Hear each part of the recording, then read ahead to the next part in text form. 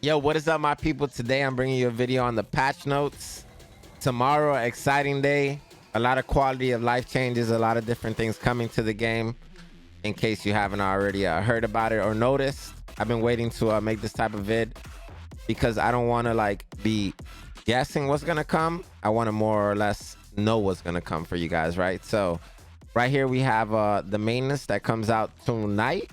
I believe probably in from this video, like less than a little bit more than 12 hours from this video, right?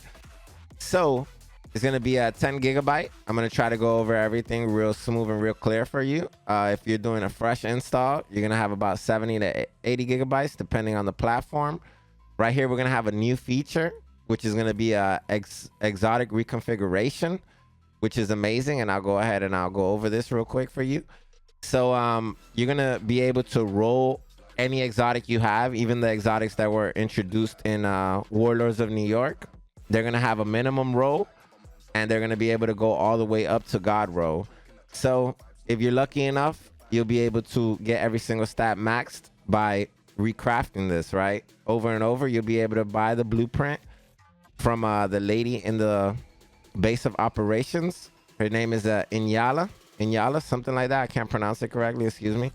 But right here are the cost of the materials that is going to cost you, and you're going to have to use the exotic. So I suggest hopefully you have 2 of whatever exotic you're trying to roll. That way you don't get like an absolute booty roll if you run out of materials, and you get to keep your good roll, right?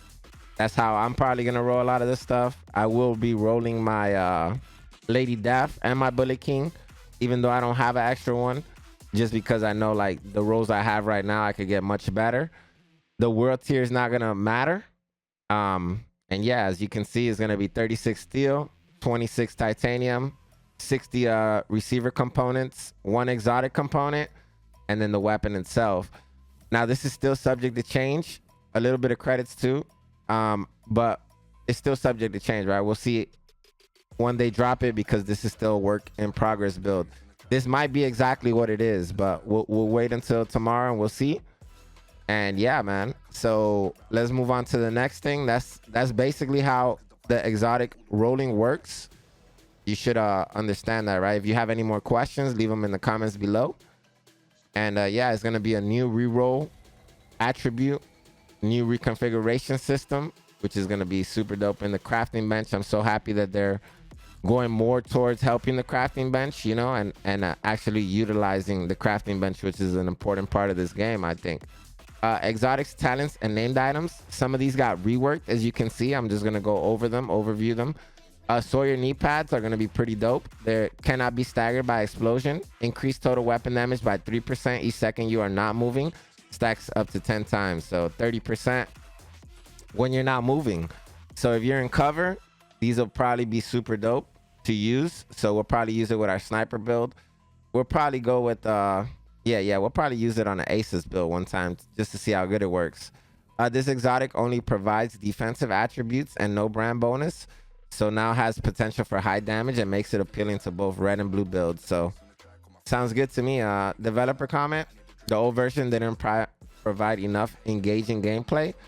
This should help with that. So yeah, I think I'm gonna be actually using them now. I'm gonna try them out on a few builds.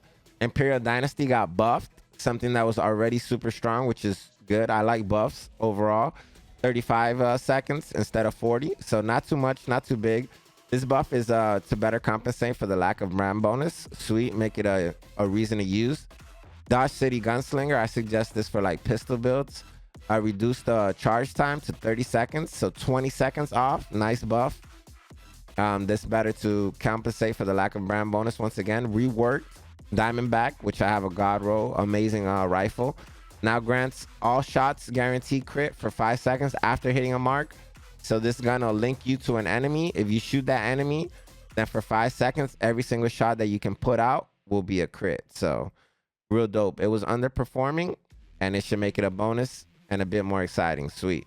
All right, so Merciless and Ruthless, they both got buffed, and they increased their weapon damage or the explosion damage to 1200%. So we're definitely going to be messing with that rifle, making a dope little build with it, right? Explosion damage doesn't scale with crit stats, so boost it to compensate. We'll put on some explosion damage and see how that works on a build. Lady Death no longer enhances turret skills. I never used it for that, but apparently that was the thing, right? Bullet King base damage is now the same as the non-exotic LMG version, so you don't really need Bullet King no more.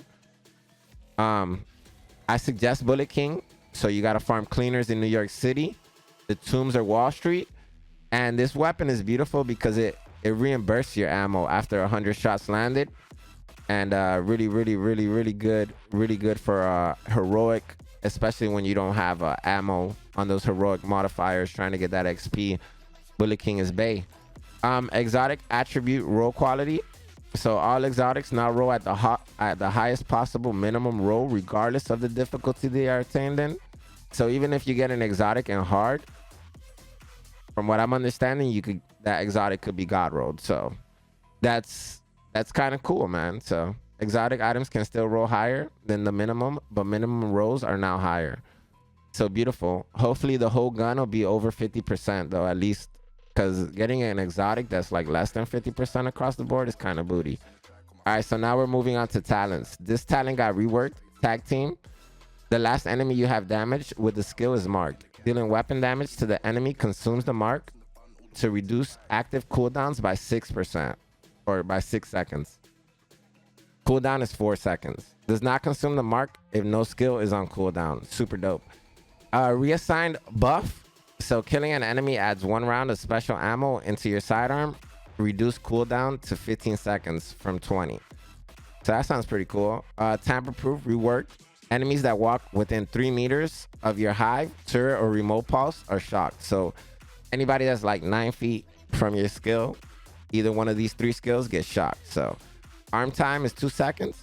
Increase cooldown per skill to 10 seconds. Up from 5 seconds. Nice. Empathetic Resolve got a buff. Already one of the talents I actually enjoyed. And repairing an ally increases their total weapon damage and skill up from 3 to 15%, up to 15%. So it got increased up to 20 seconds from 10 seconds. So I already used this in our team comp on legendary runs. Empathetic Resolve is one of those talents you really want to have. So developer comment. Currently, it is too difficult to keep a high uptime and 4-man content as non-tank players try to be as safe as possible, and NPCs have higher lethality. So chip damage is less frequent. Sweet. So creeping death right here. When you apply a status effect, it is applied to all the enemies within up to 8 meters. So they increased it from 5. So 8 meters is pretty far, yo. And reduce the cooldown from 15 to 20 seconds. Reduced it to 15 seconds, excuse me. That's pretty cool, man. So overcharged talents now properly state they don't work in PvP. That's beautiful to know. Named items. This has been pretty interesting. This is the one that we've been waiting for. So contractor gloves down to 8% from 11. 3% different, nothing too major. So contractors, I feel, will still be pretty viable. Firm handshake status effect is increased to 15%. This might make these gloves more useful, these Sokolov gloves, because they're SMG gloves. So we'll see if we could throw that into a mix on a build. Ammo dump now correctly rose 2 additional attributes. Claws out now correctly has a skill tier rolled. Now correctly rose an attribute in addition to pistol damage and melee damage. Melee damage is increased to 400%. I believe it was 2. Wow, that's amazing. So claws out is pretty banging. Let me know what y'all think. What y'all think about anything that I'm covering. What is your most like what do you feel is the best thing that they did? If you feel like something is worse, you know, what is the worst thing you feel? I want you guys to let me know what you think, what you feel, what you're looking for, you know, on the next build, and what you're excited for, right? So right here we have Fox Prayers, damage out of cover to 8%, almost a 50% drop right there. So that's like a pretty big hit. Probably if you're not using a rifle, I don't know how viable this will still be, but I'm pretty sure 8% damage to out of cover is still going to be good. The Hollow Man is up to 10%. They cut it more than 50% because it was at 21. So that is that DZ exclusive named item is not as valuable as it used to be, in my opinion. But 10% might still be good. Let's say you're hitting for 2, 3, 4 million per shot. You know, 4 million, that's still 400,000 extra damage you're getting out of a one item. So, you know, we'll see though. The hazard roll, that kind of what throws me off the Hollow Man, but maybe it still might be super useful. We'll see though. Punch Drunk, 20% damage on the headshot. That's beautiful. We're definitely going to throw that into a pistol build we're going to probably make soon. And Send Off, removed perfectly rooted talent. So Send Off is not viable anymore. I feel like it's a super trash weapon now since they took off the passive talent that was actually very useful. It gave us like 30% repairs or damage. So that's a huge one. We're probably going to take that off of our builds.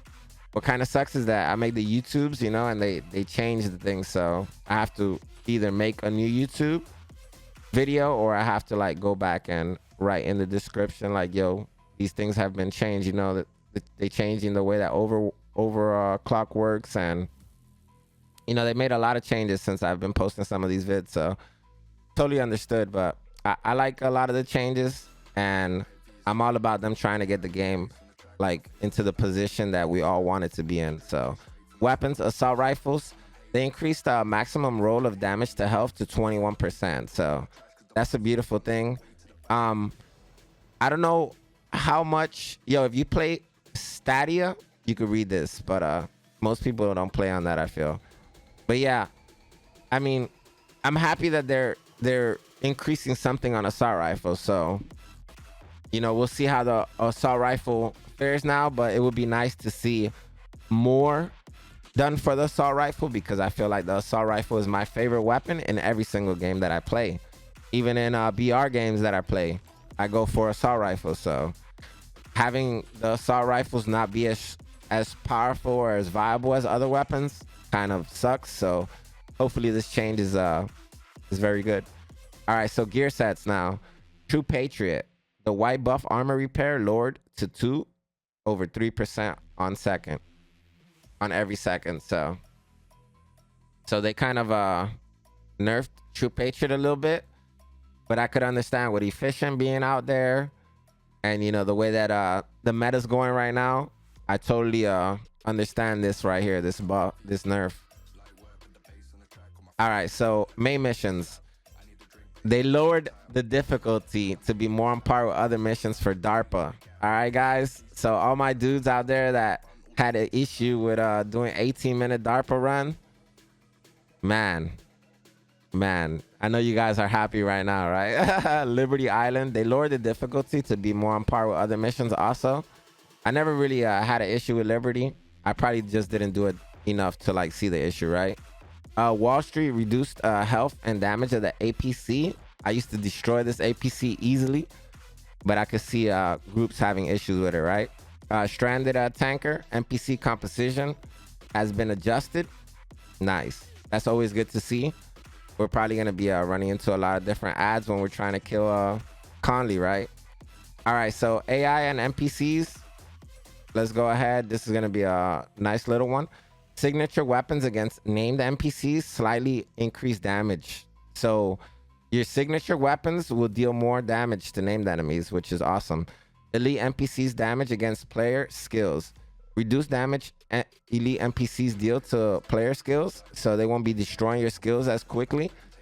And tank sprint speed. Reduce sprint speed of tank archetype from all hostile factions. Mpc Shotguns. Reduced damage of all NPC shotguns. This is beautiful. Adjusted the range of some NPC shotguns. Yo, they used to shoot me from like 100 meters. I'm so happy they fixed this. Status effects. Reduce duration of poison and cleaners, napalm, and snare when applied to players. Bro, that napalm is crazy. Special ammo signaling. All right, so any NPC with special ammo has the same UI indication as from special ammo directives. Examples of who this affects. Outcasts who pick up special ammo from boxes deployed by their support archetype.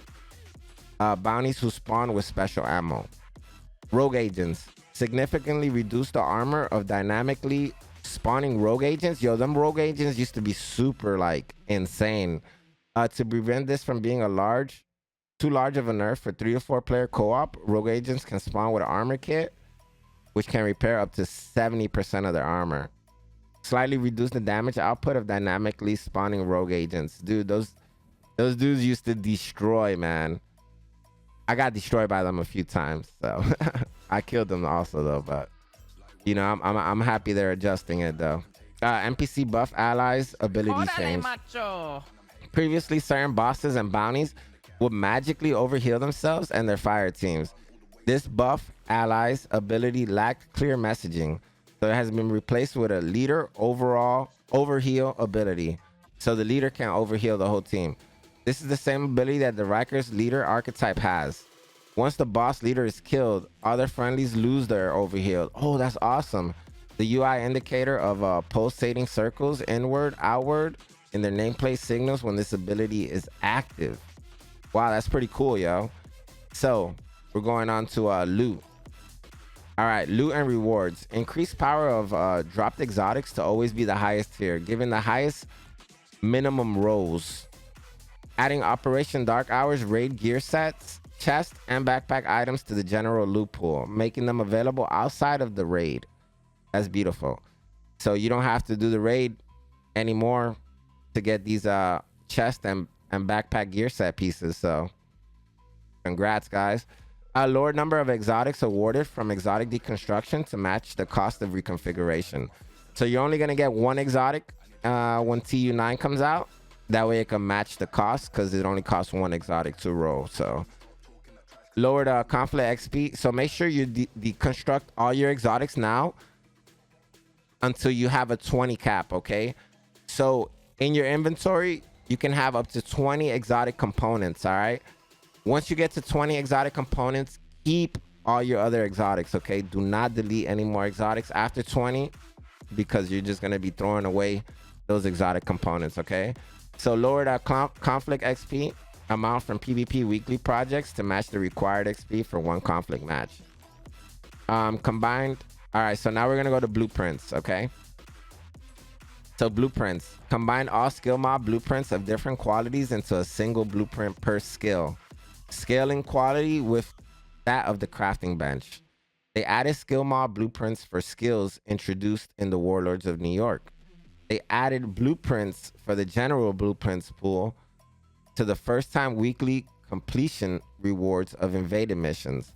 They also added blueprints from the general blueprints pool to reward the daily projects. All right, and that's all for blueprints. Skills. The sharpshooter tactician skill base radius has increased to 50 meters. So the sharpshooter's tactician skill base radius has been increased to 50 meters. That sounds beautiful. Scoping is now enabled when using a shield skill. So I think that means that we're going to be able to use focus with a shield, if I'm not mistaken. But we'll see. All right, so bug fixes. See what they consider. Fix several magazine attachments not matching their weapons or not clipping with their models. Fix several scopes being offset on multiple weapons. Fixed a missing animation with skill variants when defeating the final boss in Tomb's main mission. Fixed an issue causing deployable skills not to refresh their duration when receiving the artificial hive buff.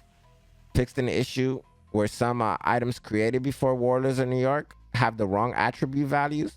Fix an issue causing glass cannon gear to amplify all healing received. So don't use glass cannon on your healing build, please. Fix the text of perfect overflowing talent to correctly state that it increases the base magazine capacity at the third reload from empty.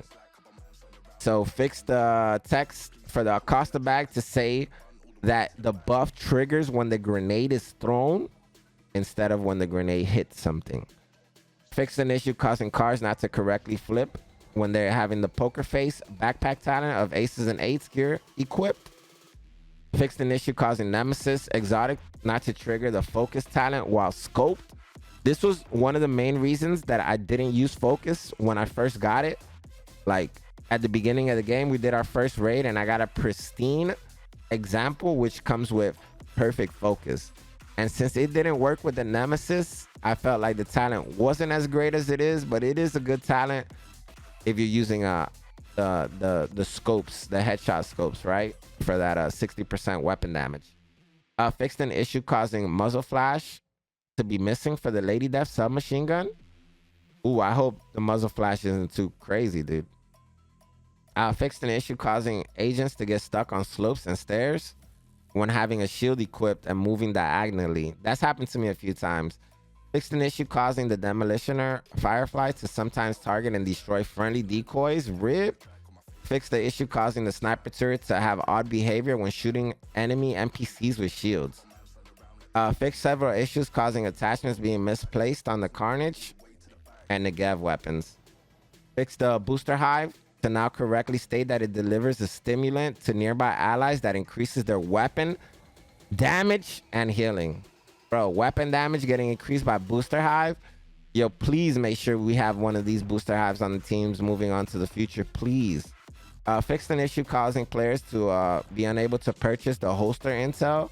Oh man, that sucks. At Inaya, I think that's how you pronounce her name, right? That's where you're gonna have to buy your blueprints from this lady in the base of operations in the booth. Fixed an issue causing the plague of outcasts debuffed on the pestilence to transfer the lower amount of stacks under certain circumstances. Fixed an issue that allowed wildlife to count towards the technician and flamethrower special field research. Yo, be nice to the animals, y'all. Come on, guys. Y'all can't be killing animals out there. All right, so gameplay. Fixed an issue causing players to be unable to progress to world tiers when completing any stronghold in another player's session and leaving that session. Fixed an issue with bounties not completing when spawning at certain locations. Fixed an issue that caused players not to gain any seasonal XP when disconnecting or crashing. Fixed it. So I'm just going to say fixed, right? Players being unable to reach the Angel of Mercy contaminated area. Fixed an issue with lower level agents dealing higher than intended melee damage when in co-op missions. Another issue causing players to be able to change the global difficulty when in a party without players being in the DLC. All right, let me read this one properly. Excuse me.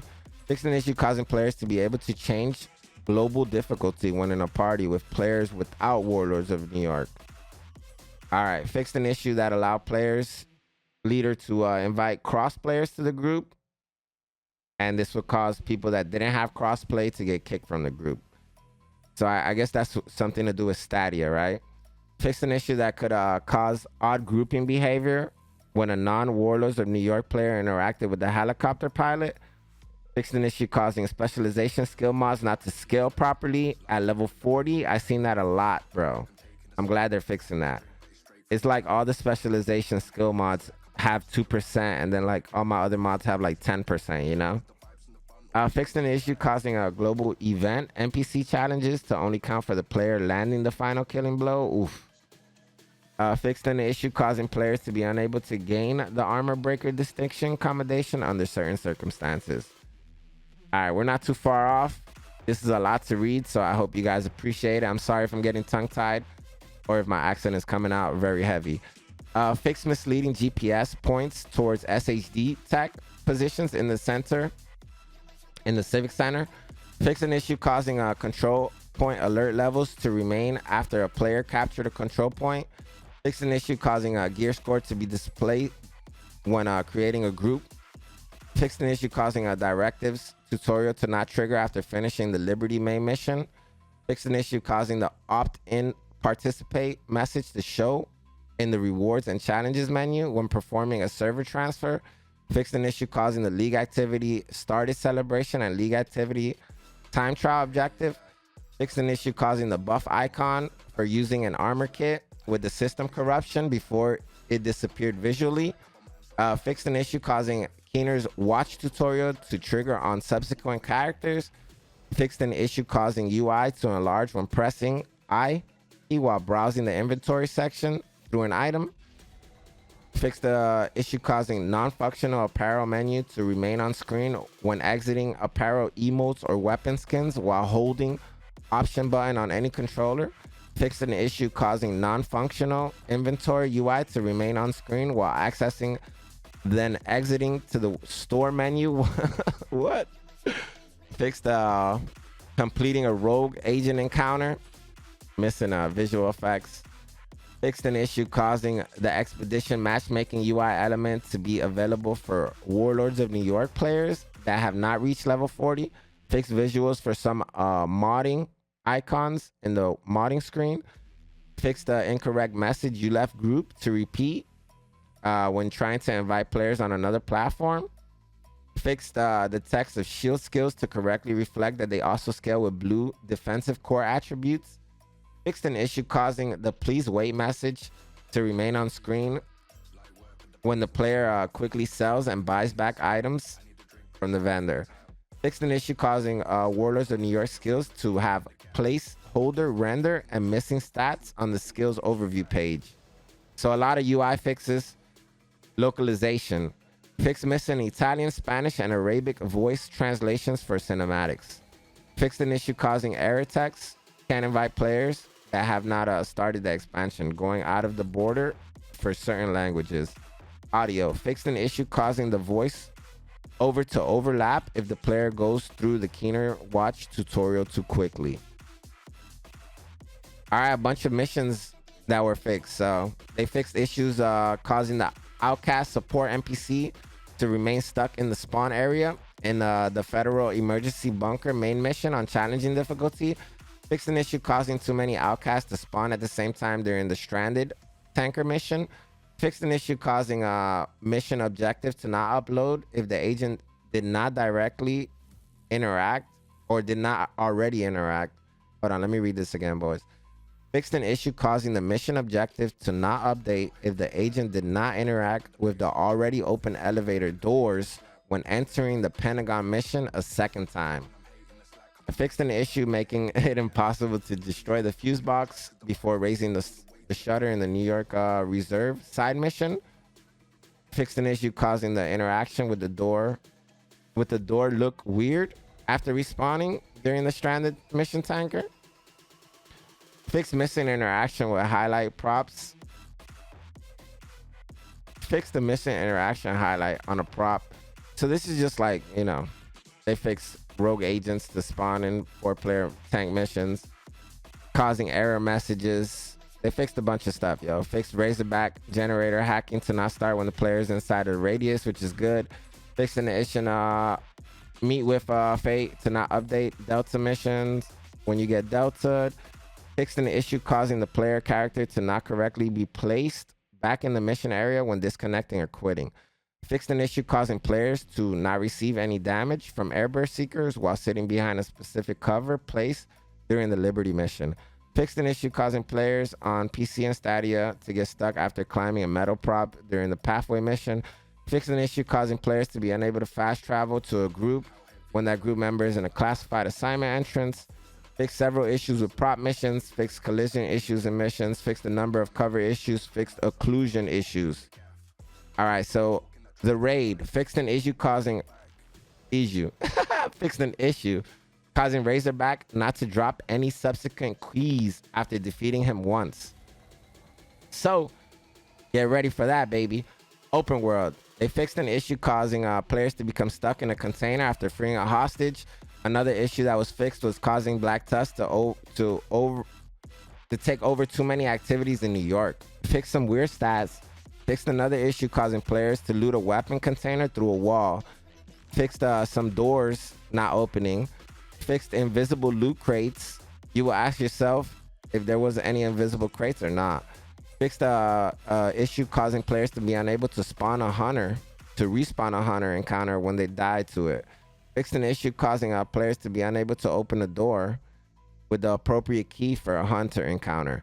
Fixed another issue causing NPCs to spawn from a manhole and then become stuck in a wall. Fixed some lighting issues in the open world. Fixed some issues with building. Fixed occlusion issues in the open world. All right, dope. So we're almost done, baby. Dark Zone and PvP. So fixed an issue causing agents' nameplates to be visible at incorrect distances. SHD agents' nameplates are now visible at 15 meters. rogue agents at 30 meters, and manhunt agents at 50 meters. These values can change depending on Dark Zone perks. Fix several props. Fix the prop that could cause players to become stuck and immune when dropping from a certain location. Vanity and Store fixed the animations for Gunslinger emote.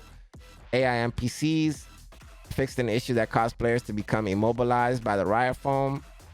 Fixed the issue where Npcs would not shoot at the decoy. And the last one is performance. So fixed several issues causing low FPS in various side missions. Fixed the streaming issue in Haven beginning at the cinematic mission, meet Faye and Rhodes. Fixed the streaming issue players could encounter when starting the Pathway Park mission, and fixed several issues in the open world. Lastly, fixed several performance issues during the operations of dark hours. I can't believe I just read all of this. This is like a 30-minute video, but yo, I covered everything and audio. So hopefully you guys like it. Thank you guys for watching the video. I'm sweating. I'll catch you later over on Twitch. Salute, baby. Let me know if you're excited or not too in the comments.